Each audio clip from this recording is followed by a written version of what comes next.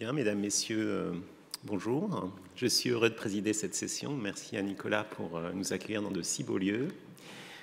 Il me semble que nous faisons un pas de côté par rapport à la dominante musicologie qui fut celle de la journée d'hier et peut-être celle de cet après-midi, puisque cette session matinale sera consacrée à une réflexion sur les liens entre lumière et musique, mais du point de vue des sciences et du point de vue de l'histoire des sciences. Donc je vais donner la parole à Jean-Pierre Luminet, qui est astrophysicien, directeur de recherche au CNRS, écrivain, poète, et qui s'intéresse notamment, à travers ses essais de cosmologie, ses ouvrages sur musique avec pulsar obligé, au lien entre cosmologie et musique contemporaine. Donc je suis très heureux de vous laisser la parole et de vous écouter, Monsieur Luminet. Merci, bonjour. Très heureux d'être parmi vous dans ce lieu magnifique. Je remercie vraiment mon ami Nicolas Dufetel de m'avoir sollicité pour venir intervenir dans ce colloque pour parler de deux de mes passions qui sont l'astrophysique et la musique. Et donc, en harmonie avec la note d'intention du colloque, je vais effectivement expliciter le rapport entre musique et lumière par le biais de l'astrophysique. La lumière étant évidemment la matière première de l'astrophysicien et de l'astronome, tout comme le son est la matière première du musicien. Ce qui me permettra ensuite, dans la deuxième partie, de parler un petit peu de cette nouvelle musique des sphères très contemporaines qui est fondée sur les développements récents de nos connaissances sur l'univers et qui a inspiré un certain nombre d'œuvres fort intéressantes, à laquelle certaines d'entre elles j'ai eu le plaisir de participer. Alors, sans plus attendre, qu'est-ce que c'est que la lumière, d'abord, sur le plan de la physique? Alors, un bref rappel historique, très bref, parce que le temps m'est compté. On s'interroge évidemment sur la nature de la lumière depuis l'Antiquité. Vous savez par exemple que Platon pensait que la lumière était un rayon émis par notre œil, tandis que des philosophes et opticiens arabes pensaient au contraire que la lumière provenait de sources. On va faire démarrer l'histoire moderne de la lumière, de la compréhension physique avec Kepler, qui en 1611 publie un premier traité sur les lois de l'optique, fondé d'ailleurs sur des raisonnements anatomiques, de la structure de l'œil, qui permet d'ailleurs de justifier la pertinence des observations qui sont faites par Galilée, un contemporain, qui pointe en 1609 pour la première fois une lunette vers le ciel et qui voit des choses que l'œil humain ne voyait pas, mais sans être capable de donner une explication réelle sur ce phénomène de la lumière, et donc incapable de répondre aux contestations de ses contemporains, disant qu'est-ce qui prouve que ce que l'on voit à travers ce tube un petit peu magique, c'est la réalité du ciel. Et c'est Kepler donc, qui donne la première justification. Vous savez sans doute après que les théories de la lumière commencent réellement à se développer à la fin de ce XVIIe siècle avec d'une part Newton et d'autre part Huygens. Donc Newton également rédige des traités d'optique. Il y a la célèbre expérience de la décomposition de la lumière à travers un prisme qui donne les couleurs de l'arc-en-ciel. Et Newton a une conception de la lumière que l'on dit corpusculaire, c'est-à-dire qu'il considère que la lumière est composée de petits corpuscules, que l'on appellera beaucoup plus tard au XXe siècle des photons, comme vous le savez. Tandis que Huygens, lui, a une autre conception de la lumière, qui est une conception ondulatoire. Et en fait, il s'avérera, je le dirai très brièvement, qu'au XXe siècle, ces deux conceptions apparemment contradictoires s'unifient dans une même théorie de la lumière basée sur la physique quantique. On en arrive un petit peu au couronnement des conceptions sur la lumière de la physique classique avec l'électromagnétisme de Maxwell.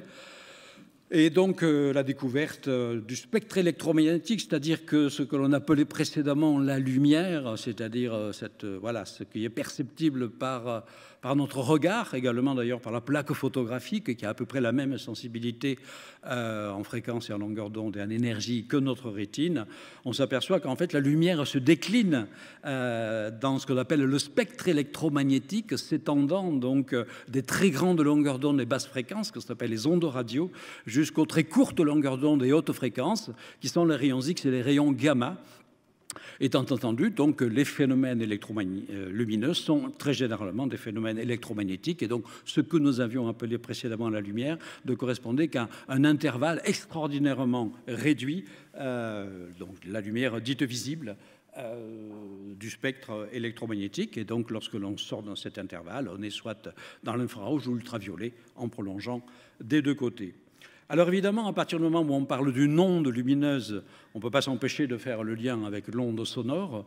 Alors les différences et les similitudes, la lumière, c'est une onde électromagnétique qui se propage donc dans un champ, le champ électromagnétique, qui est défini, qui a une certaine valeur en tout point de l'espace. Tandis que vous savez que le son est une onde mécanique et qui correspond en fait à une variation du pression d'un milieu matériel dans lequel ça se propage.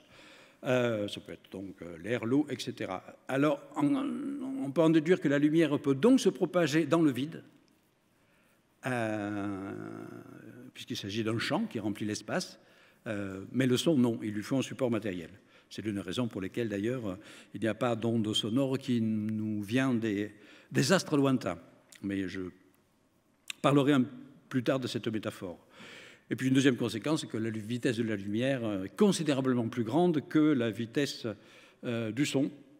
Je suis plus grande de faible, donc considérablement plus grande que celle du son, comme vous le savez.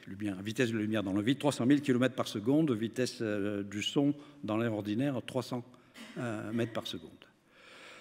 Également, similitude de différence entre ondes lumineuses et ondes sonores, eh bien, la lumière, on appelle ça une onde transversale, c'est-à-dire que la lumière est composée de deux champs, un champ électrique et un champ magnétique, symbolisés ici par les lettres E et B, mais qui sont perpendiculaires à la direction de propagation indiquée par la vitesse V. Voilà, on appelle ça donc une onde transversale.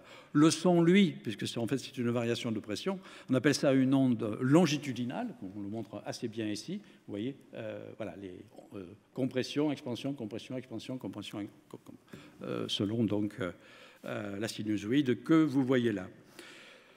De la même façon qu'il y a des quanta d'énergie lumineuse, c'est-à-dire des grains élémentaires de la lumière qu'on appelle des photons, et il y a également des quanta d'énergie sonore que l'on appelle des phonons.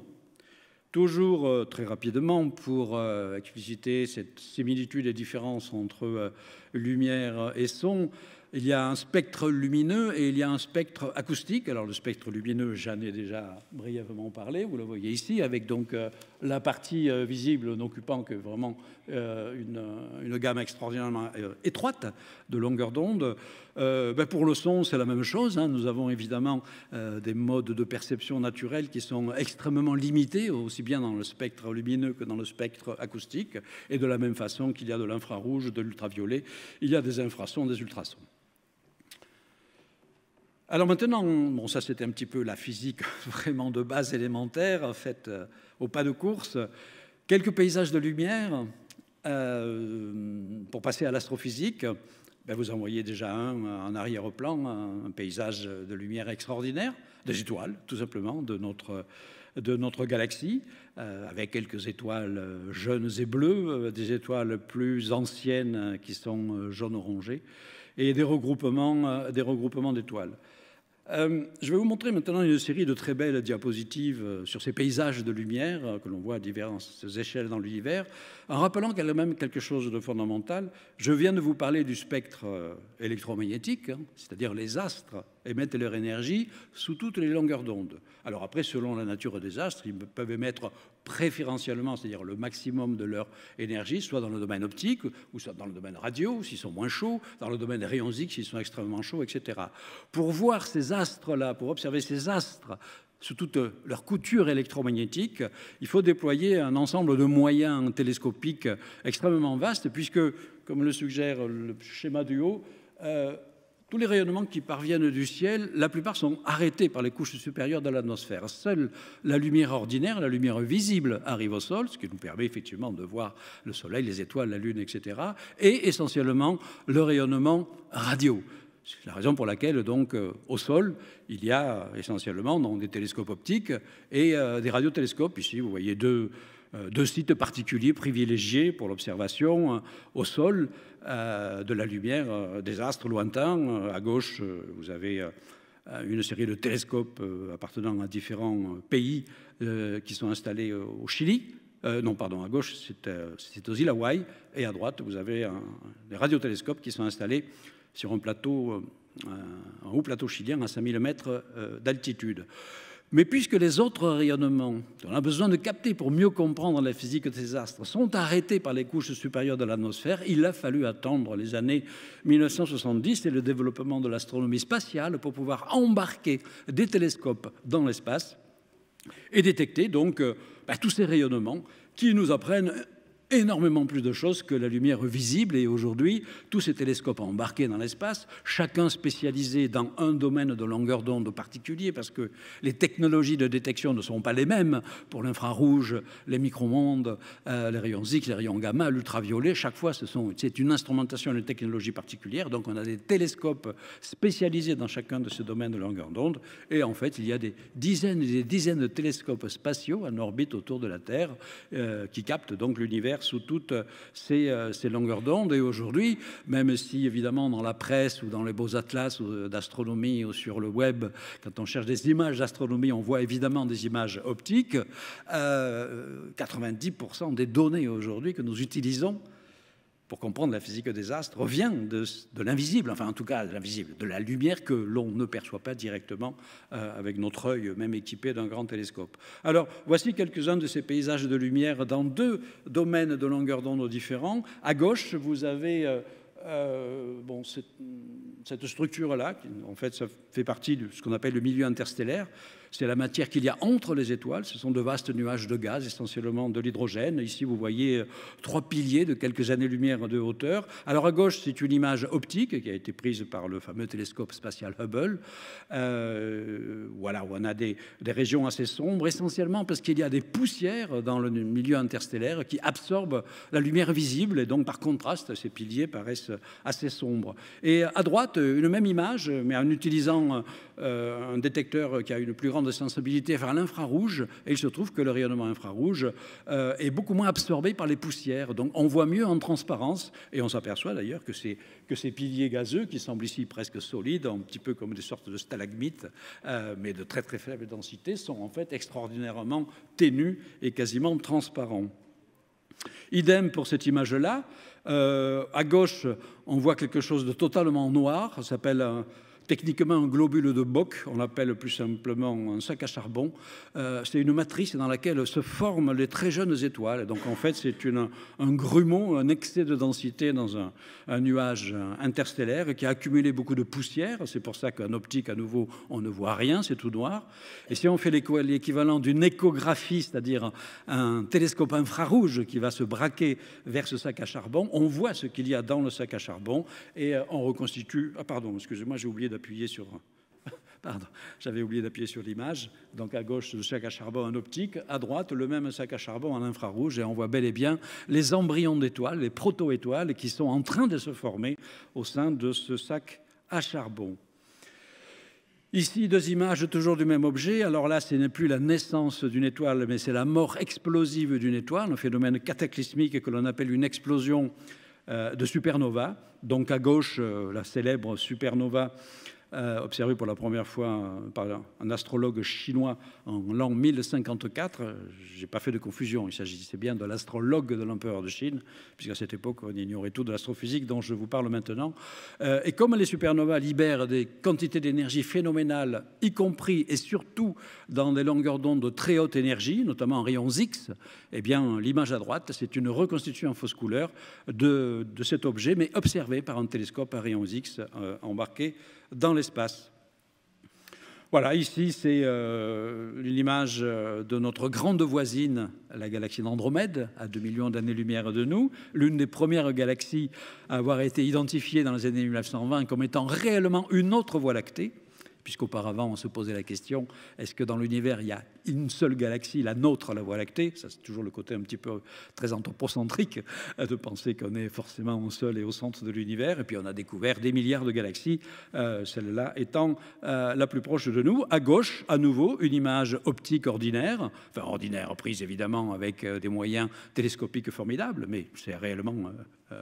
la partie visible de la galaxie d'Andromède, et à droite, on change de longueur d'onde et on voit d'autres régions en observant, par exemple, un infrarouge ou un ultraviolet. Les régions émissives ne sont pas les mêmes.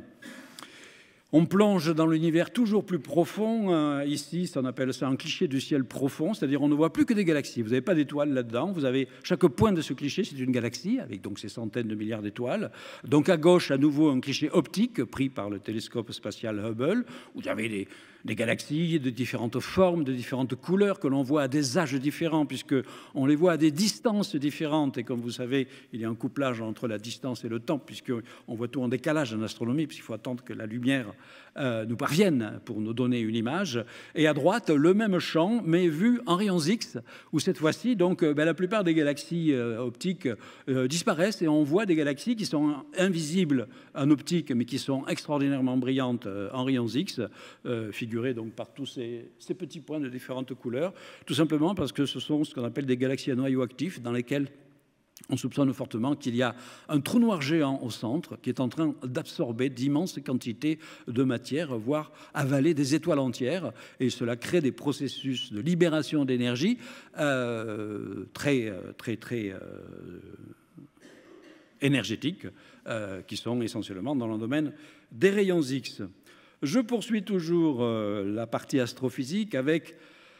Bon, la discipline reine de l'astrophysique, c'est la cosmologie. C'est la plus ambitieuse, c'est celle qui tente cette fois-ci de comprendre la structure de l'univers à très très grande échelle. L'une des plus grandes découvertes scientifiques, tout domaine des sciences confondues, au XXe siècle, c'est la découverte de ce qu'on appelle l'expansion de l'espace, l'expansion de l'univers.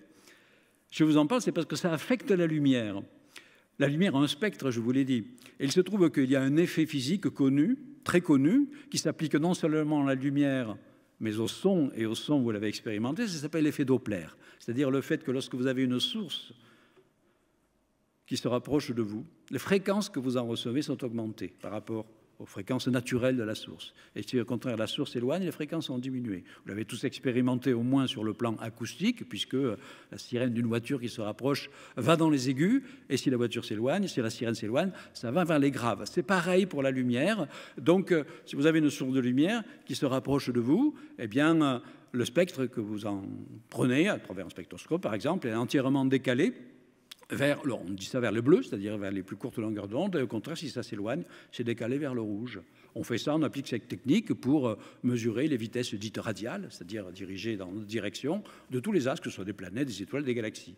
Et dans les années 1920, lorsqu'on commence à découvrir les galaxies extérieures et lointaines, on commence à faire ces expériences de décalage spectral, et on a la surprise de constater qu'il y a un décalage systématique vers le rouge, comme si toutes ces galaxies s'éloignaient de nous, si on interprète le phénomène en termes de l'effet Doppler.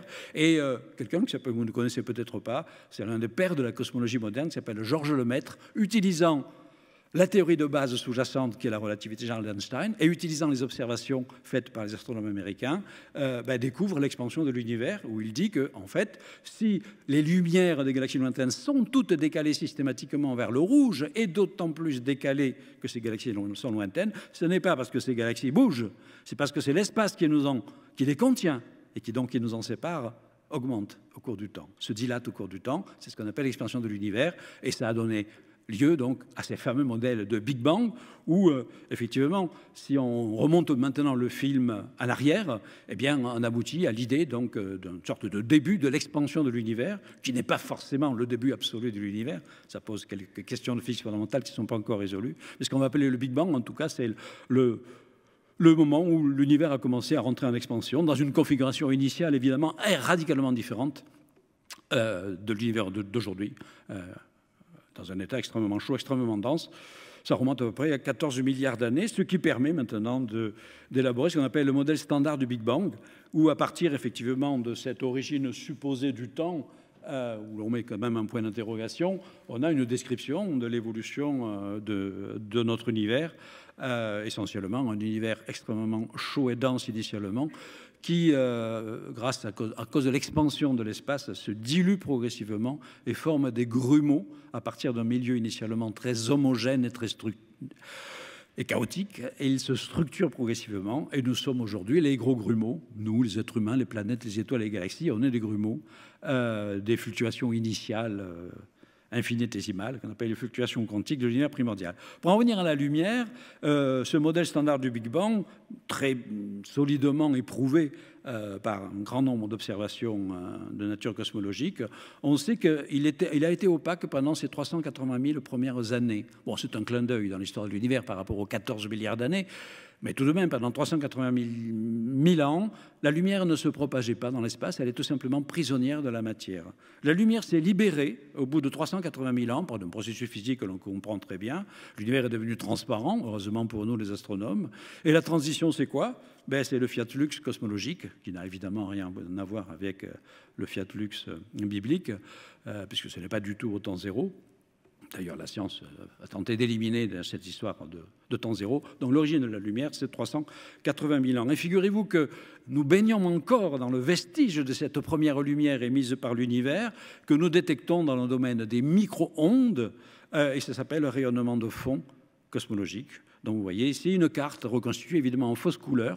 Ça vous donne l'image, peut-être pas très spectaculaire sur le plan visuel, c'est moins beau que quelques images astronomiques que je vous ai montrées, mais c'est sans doute l'image la plus extraordinaire pour l'instant de toute l'histoire de l'astronomie, puisqu'on voit là les germes de tout ce qui existe aujourd'hui. Il n'y a pas encore d'étoiles, il n'y a pas encore de galaxies, pas de planètes, l'univers est encore trop jeune, c'est un plasma, c'est-à-dire un mélange de gaz, particules élémentaires très chaud, mélangé à la lumière, et pour la première fois, la lumière se libère de la matière, et il y a un codage des grumeaux par des fausses couleurs, où on voit les toutes petites fluctuations de température et de densité de cet univers très primordial, dont toutes les structures astronomiques sont issues.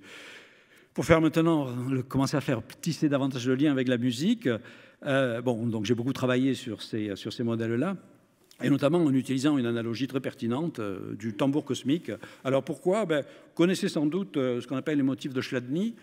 Ce sont des modes vibratoires, ça peut être le mode vibratoire d'une timbale, d'un tambour, d'une guitare, etc. Vous voyez à gauche, donc Chladni, c'était un physicien acousticien du 19e siècle qui avait mis en évidence ces différentes structures qui sont en fait les modes vibratoires d'un instrument de musique.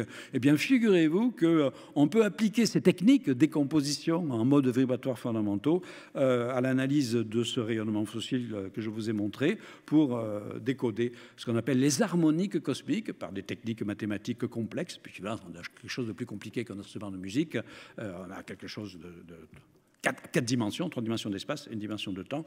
Et ça a notamment permis à moi-même et à mes collaborateurs de proposer en 2003 un modèle particulier sur la forme de l'espace. Bon, je saute les détails, c'est un peu compliqué.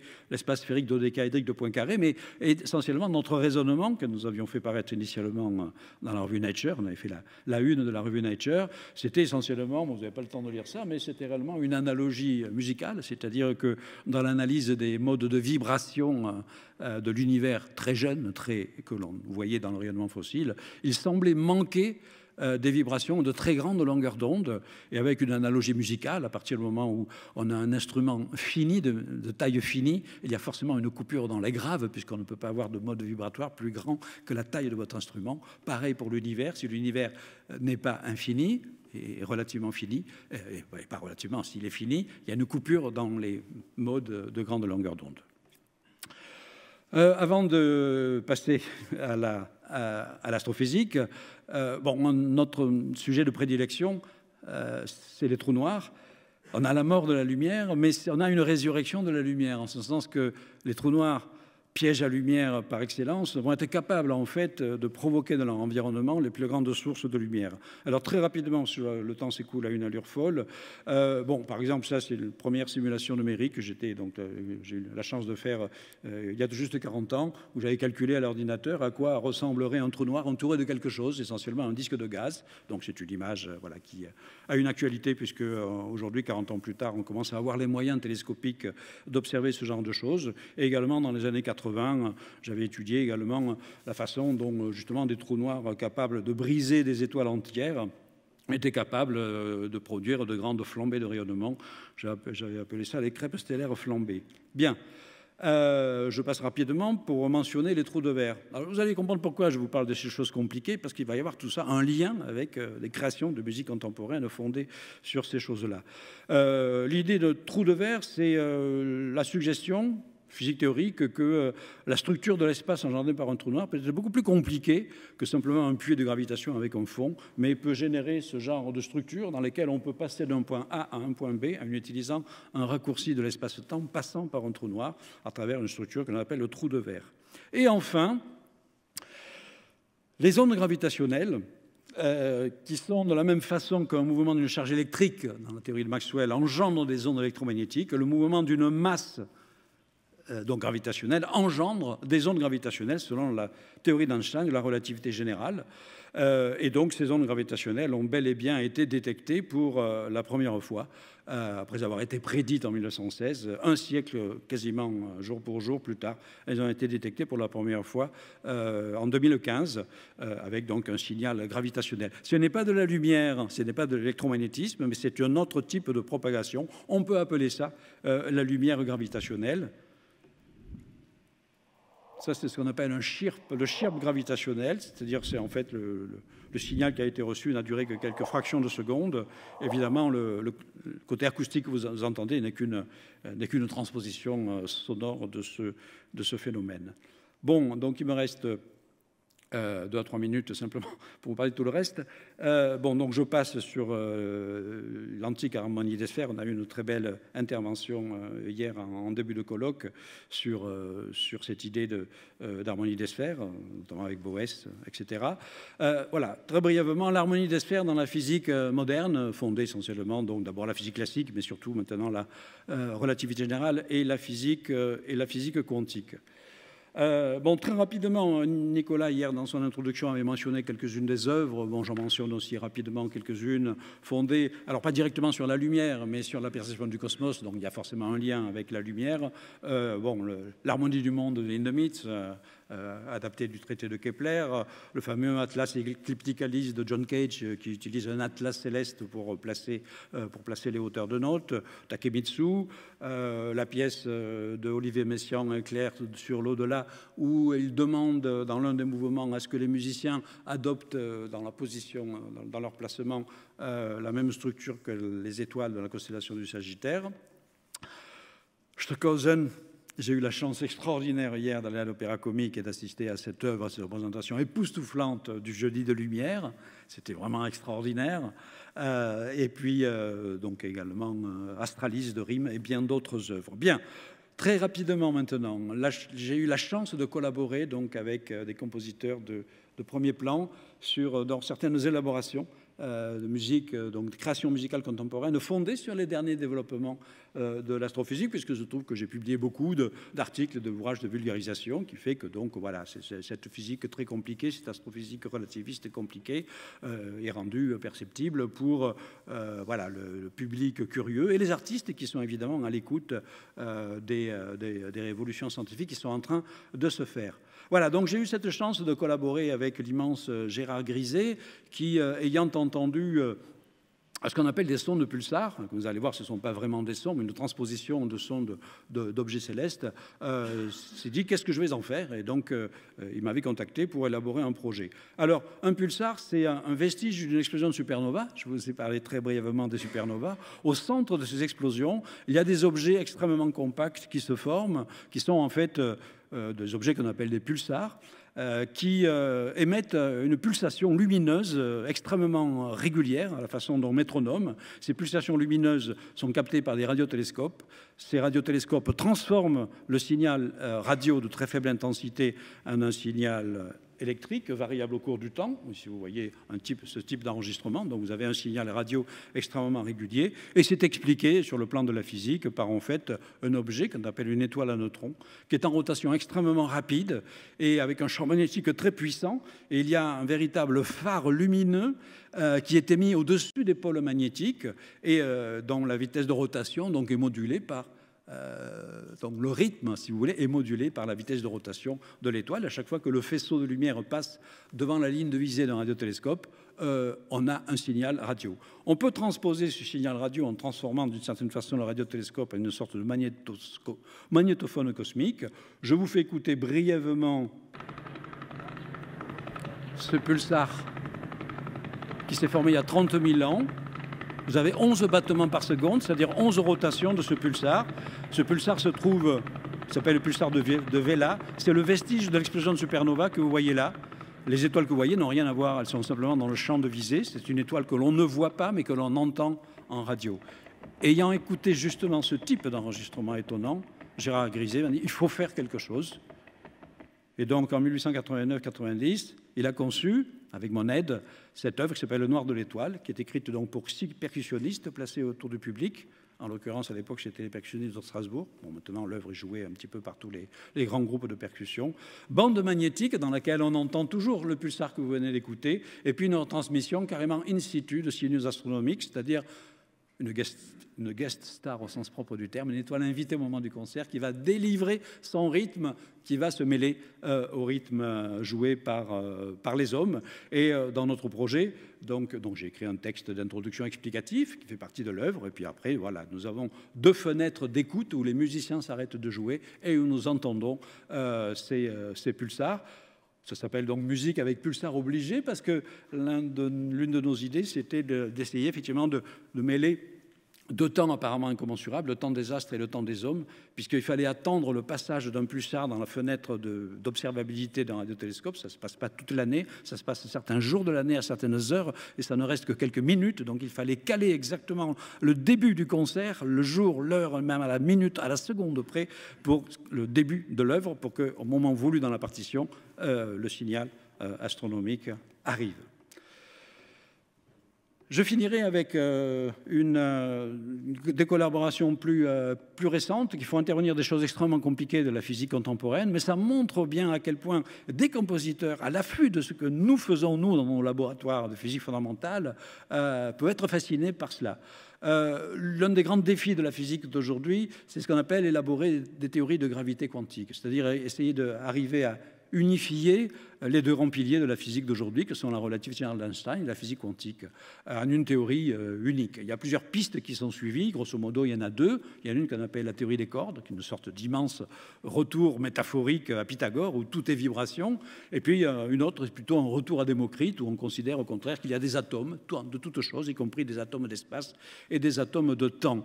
Et il se trouve qu'il y a des compositeurs en pleine activité aujourd'hui, qui ont exploré ces pistes-là, notamment donc, Hector Parra, qui est dans une œuvre qui s'appelle Hyper Music Prologue, qui est un opéra qu'il a composé. Alors, je n'ai pas participé à l'élaboration de cette œuvre-là, mais il a collaboré avec une astrophysicienne anglo-saxonne. C'est inspiré de la théorie des cordes, qui fait intervenir des dimensions supplémentaires de l'espace, tandis que Gerard Pape, qui s'occupe de ce qu'on appelle le cercle pour la libération du son et de l'image, a un projet en cours avec moi qui s'appelle Atomes d'espace et de temps, pour 3 récitants, 8 instruments, 8 ordinateurs et bande de 8 pistes, explorant plutôt cette structure d'atomes d'espace et de temps. Je vais finir avec ma collaboration fascinante avec Hector Parra. Une de ses œuvres composées en 2009 s'appelle Caressant l'horizon. Elle est essentiellement fondée sur les théories des trous noirs, que j'ai développé dans un certain nombre de mes livres, qu'il a lu avec beaucoup d'attention. J'aime beaucoup le titre, En caressant l'horizon, c'est à la fois très poétique. Pourquoi l'horizon? C'est l'horizon des événements d'un trou noir. On appelle la surface d'un trou noir, ça s'appelle techniquement Event Horizon, c'est-à-dire l'horizon des événements. Et donc, Hector Parra, fasciné par ces phénomènes-là, commence à caresser musicalement l'horizon des trous noirs. Et puis donc, après, nous nous étions rencontrés et nous avions effectivement envisagé de collaborer réellement ensemble dans de nouvelles créations musicales. Donc voilà, ça s'est concrétisé. En 2017, par une œuvre pour violoncelle électronique qui s'appelle donc Limite les rêves au-delà, à nouveau un titre très poétique qui est une anagramme de la vitesse de la lumière. Anagramme, exact, de la vitesse de la lumière. Bon, je ne pense pas que j'ai le temps de vous faire écouter un extrait de cette œuvre-là, parce que je voudrais finir avec voilà, le couronnement de tout ça. C'est cette œuvre Inkscape, avec laquelle, donc vous le voyez ici, à l'IRCAM, nous avons collaboré avec également un ingénieur musical qui s'appelle Thomas Gopfer pour cette œuvre Inkscape, qui est un ensemble écrit pour un ensemble de 16 solistes, les musiciens de l'ensemble intercontemporain, un grand orchestre symphonique et électronique. C'est un voyage psychoacoustique, transposition musicale d'un voyage dans un trou noir. On s'approche, on part de l'espace-temps ordinaire, le monde de la biologie, de l'être humain, etc., des sentiments, et progressivement on s'approche d'un trou noir, musicalement évidemment, avec toutes ces transpositions et ces métaphores. On reçoit les ondes électromagnétiques, les ondes gravitationnelles, on plonge dans le trou noir, on traverse le trou de verre, c'est pour ça que je vous ai parlé de tout ça précédemment, et on ressort dans un nouvel univers avec une forme éventuellement de l'espace dodécaédrique de Poincaré que j'avais imaginé en 2003, et tout ça c'est transcrit de façon absolument magistrale par Hector Parra. La création mondiale a eu lieu le 19 mai dernier donc à Barcelone. Ensuite, la création parisienne s'est faite à la Philharmonie au mois de juin. Et la création allemande va avoir lieu dans 15 jours à Cologne. Et donc, pour terminer, je vous fais écouter un très bref extrait.